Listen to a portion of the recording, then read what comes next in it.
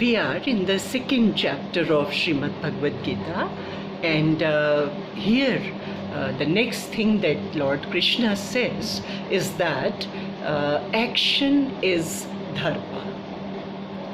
Dharma translated into English becomes religion. And the word dharma in Sanskrit or in Hindi has nothing to do with codified religion. Dharma means correct action. Dharma means doing one's duty. Dharma means righteous action. One must act in all circumstances, in the given circumstances, the best that we can do. That is dharma. For Arjun, war is imminent. It is his dharma. And he cannot escape it, because running away would be cowardice. And cowardice would bring disrepute, and disrepute is not desirable at all. So, whether we succeed or we fail, we must act. हाथ पे हाथ रख के नहीं बैठना है, काम करना है.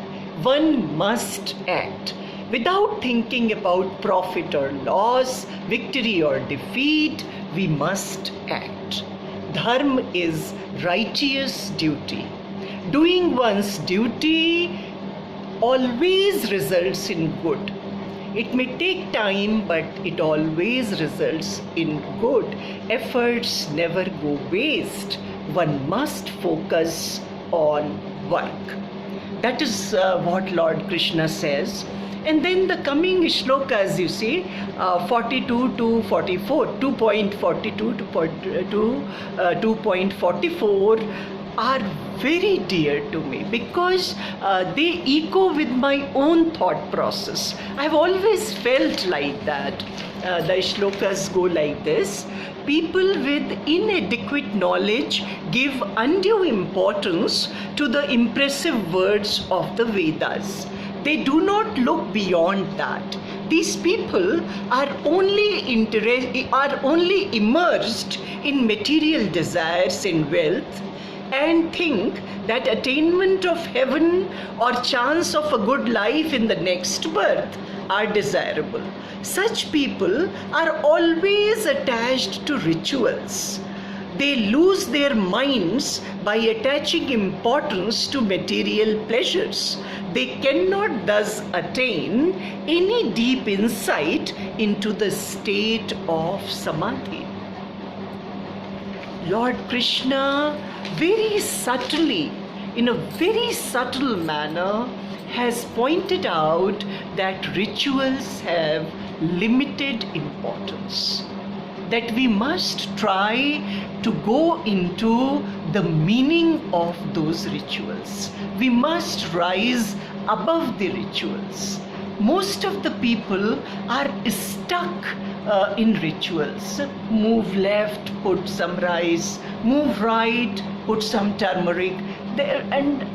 Every time when they approach God, I shouldn't say, but it's like approaching ATM. They will have some manoti, some material pleasure, some petty thing in their mind. They never think what they have done for the spirit which is sitting here, right here, God sitting inside us. That thought does not come to them. I may also fall into that. I should also, everybody, I'm such an ordinary person, I should also rise above it. Everyone should rise above it. We should try to rise above rituals. जैसे समझदार को इशारा काफ़ी होता है, उस तरह से भगवान ने इतने बारीकी से इस बात को यहाँ पर कहा. It's beautiful. He has given such a modern insight, such a new insight, because everybody is talking of rituals only. And here he says that rise above rituals. That then he says that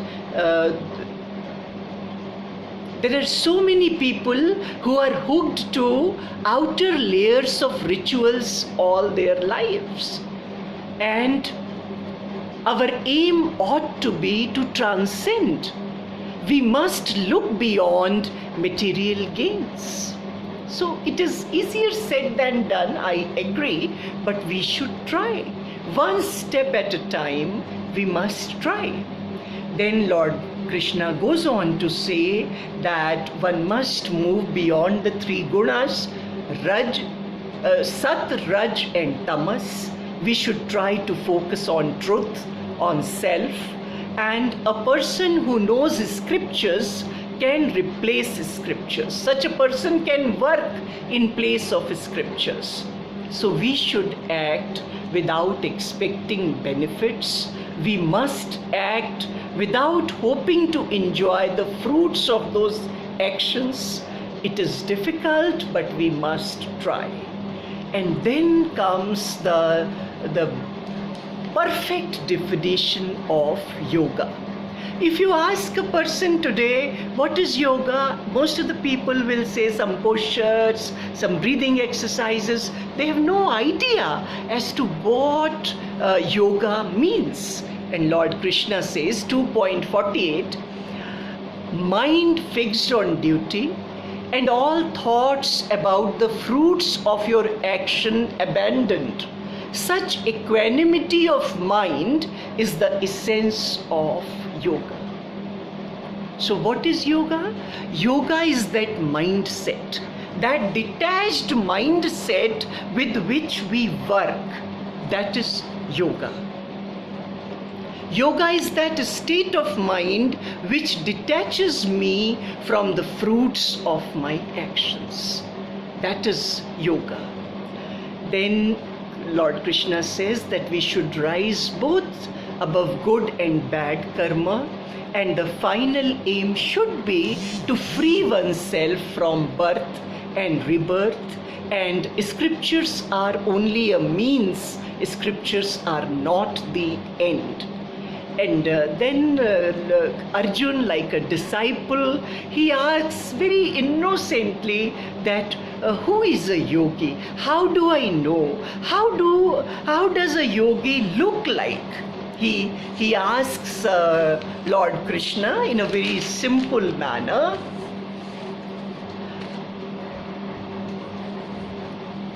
(2.54) How does such a person speak?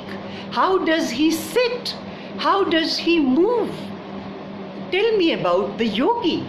And Lord Krishna says that having renounced desire, that person achieves peace and insight. Such a person has a tranquil demeanor and his behavior is composed in all circumstances, good or bad. Such a person is situated in wisdom.